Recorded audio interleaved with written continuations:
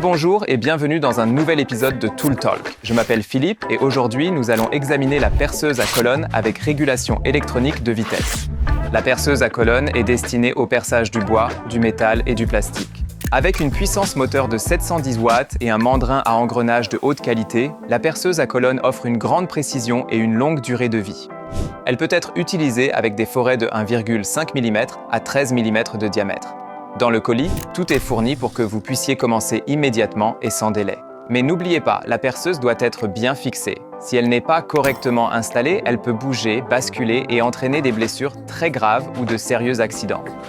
En tournant le bouton, vous pouvez régler la vitesse de façon progressive. Et en règle générale, plus le diamètre du foret est important, plus la vitesse doit être réduite.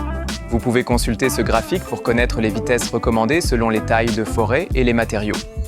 Pour régler la hauteur de l'unité moteur, vous pouvez desserrer le levier de serrage à l'arrière, ajuster la hauteur avec la manivelle, puis serrer à nouveau le levier de serrage.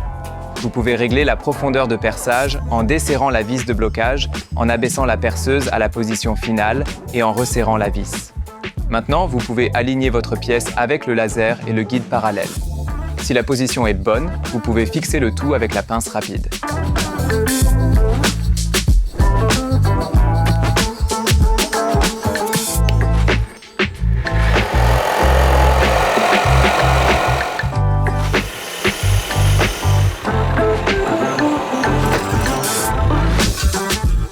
Maintenant, vous avez une bonne idée de ce que la perceuse à colonne peut faire.